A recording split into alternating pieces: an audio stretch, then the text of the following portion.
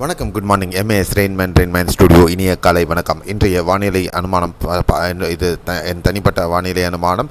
Official forecast. நீங்கள் இந்திய வானிலை ஆராய்ச்சி மையம் மற்றும் அரசின் சார் அறிவிப்புகளை பின்தொடருங்கள். நம்ம சேனலை நீங்கள் சப்ஸ்கிரைப் பண்ணலாம். சப்ஸ்கிரைப் பண்ணிவிட்டு பக்கத்தில் இருக்கிற பெல்லை காந்துட்டு ஆல் நோட்டிஃபிகேஷன் எனேபிள் பண்ணிக்கோங்க. இந்த வீடியோவை லைக் பண்ணிவிட்டு உங்கள் நண்பர்கள் ஒருவர்களுக்கும் ஷேர் பண்ணிவிடுங்க. இன்றைய வானிலை அனுமானம் 27 ஏப்ரல் 2025 உங்களுக்காக. இன்றைய வானிலை அனுமானத்தில் நேற்று குமரிக்கடல் பகுதிகளினுடைய கிழக்கு பகுதிகளில் நிலவிக்கிட்டு இருந்த அந்த சுழற்சியானது சற்று மேற்கு நோக்கி நகர்ந்திருக்கு. அது குமரி மற்றும் கேரளாவின் அந்த டிப்புன்னு சொல்லக்கூடிய அந்த பகுதிகளை அடைந்திருக்கிறது. இது வலிமை குறைந்த ஒரு வளிமண்டல மேலடுக்கு சுழற்சி, கீழடுக்கு சுழற்சின்னு கூட சொல்லலாம். இது மேலும் மேற்கு நோக்கி நகர்ந்து செல்லும். இதன் காரணமாக ஏற்படக்கூடிய காற்றின் குவிதல் பகுதி அப்படின்னு நம்ம சொல்லலாம். காற்று குவிதல் பகுதி கடலோர மாவட்டங்களில் நிலவுகிறது.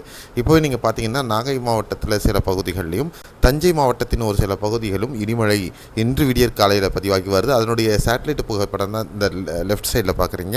ஸோ இந்த அமைப்பு காரணமாக ஏற்படக்கூடிய மழை மேகம் இது. ஸோ இன்று தமிழகத்தில் ஒரு சில பகுதிகளில் மிதமானது முதல் கனமழையும், பரவலாக மேகமூட்டத்துடன் ஒரு இயல்பை ஒட்டிய ஒரு மிதமான லேசானது முதல் மிதமான மழையாகவும் இருக்கிறதுக்கான வாய்ப்புகளும் இருக்கும்.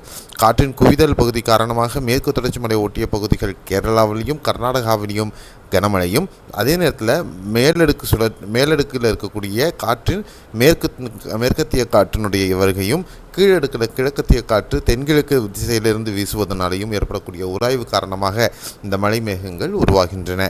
மேலும் இது கடைசி மழை வாய்ப்பாக இருக்கும். இது முடிஞ்சதுக்கு அப்புறமா பெரும்பாலும் மே முதல் வாரம் முதல் இப்போவே பார்த்திங்கன்னா மேற்கு திசை காற்று கீழே பூமத்திய ரேகைக்கு கீழே அரைக்கோளத்திலிருந்து வீச தொடங்க ஆரம்பிக்கிறது. இது வரக்கூடிய நாட்களில் மேற்கு திசை காற்றாக மாறும். அதுக்கு பின்பு நமக்கு கிழக்கு திசை காற்று முற்றிலும் கலைந்துவிடும்.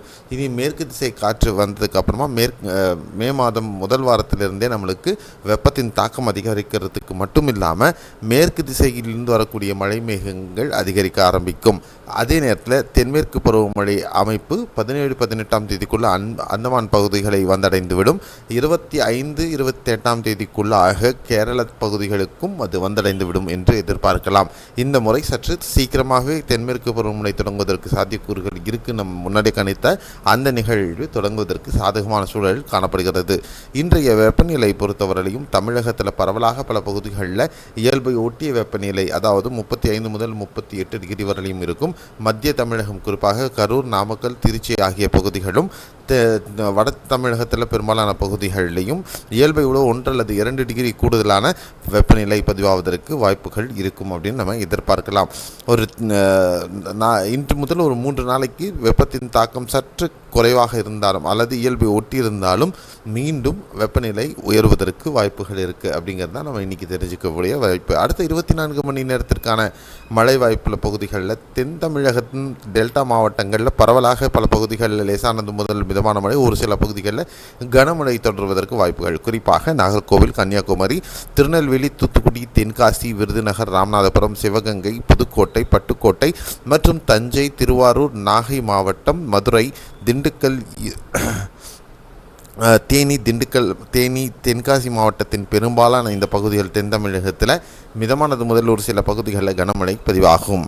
ஈரோடு, நாமக்கல், கரூர், திருப்பூர், கோவை, பொள்ளாச்சி ஆகிய பகுதிகளில் இன்று லேசானது முதல் மிதமான மழையும், அரியலூர், பெரம்பலூர், மாயவரம், சீர்காழி, திருச்சி மாவட்டமாகட்டும், மயிலாடுதுறை, நாகை மற்றும் கடலூர், விழுப்புரம், திருவண்ணாமலை, ராணிப்பேட்டை, கிருஷ்ணகிரி, தருமபுரி, தென் வட தமிழகத்தில் சென்னை, திருவள்ளூர், காஞ்சிபுரம், செங்கல்பட்டு பகுதிகளில் மேகமூட்டத்துடன் ஒரு சில பகுதிகளில் லேசான மழை அல்லது மிதமான மழை பதிவாகிறதுக்கான வாய்ப்புகள் இருக்கும். சென்னை பொறுத்தவரையிலும் மேற்கு பகுதிகள் சில பகுதிகளில் மழை லேசான மிதமான மழை இருக்கிறதுக்கான வாய்ப்புகள் இருக்கும். ஸோ இதுதான் இன்றைய தமிழகத்தில் மழை எதிர்பார்க்கக்கூடிய பகுதிகள். அதே நேரத்தில் கேரளாவில் தென் கேரள பகுதிகளில் பரவலான பகுதிகளிலையும் மேற்கு மாவட்டங்கள் பல பகுதிகளிலையும் மிதமானது முதல் வடமேற்கு மாவட்டங்களில் பரவலான மிதமான முதல் கனமழையும் நேற்று மாதிரி பதிவாக வாய்ப்புகள். கர்நாடகாவிலையும் உடுப்பி, ஷிமோகா, ஹவேரி மாவட்டங்கள் பரவலாக, சிக்மகளூரு மற்றும் தட்சிண கன்னடா, உடுப்பி, மங்களூர் பகுதிகளில் பரவலாக இடிமழை மேகங்கள் பதிவாகிறதுக்கு வாய்ப்புகள். தெலுங்கானாவில் பெரும்பாலான பகுதிகளில் கனமழை இருப்பதற்கு வாய்ப்புகள் ஹைதராபாத் உள்பட மற்றும் விசாகப்பட்டினம் ஸ்ரீகாகுளம் பகுதிகளிலையும் திருக்காந்தர பகுதிகள் சில பகுதிகளிலையும் லேசான மழை பதிவாக வாய்ப்புகள் இருக்கும். இதுதான் அடுத்த 24 மணி நேரத்திற்கு நம்ம எதிர்பார்க்கக்கூடிய மழை வாய்ப்புள்ள பகுதிகள். ஸோ இந்த வீடியோவில் பல புரிதல்கள் உங்களுக்கு ஏற்பட்டுக்கின்ற நம்பிக்கை எனக்கு இருக்குது. கண்டிப்பாக வீடியோக்கு லைக் பண்ணி ஷேர் பண்ணுங்கள். சப்ஸ்கிரைப் பண்ணலாம், சப்ஸ்கிரைப் பண்ணிவிட்டு பக்கத்தில் இருக்கிற பெல் ஐக்கான் தொட்டு ஆல் நோட்டிஃபிகேஷன் எனேபிள் பண்ணிக்கோங்க. மீண்டும் அடுத்த காணொலியில் சந்திக்கலாம். அதுவரை நன்றி, வணக்கம், by. See you. Have a nice day.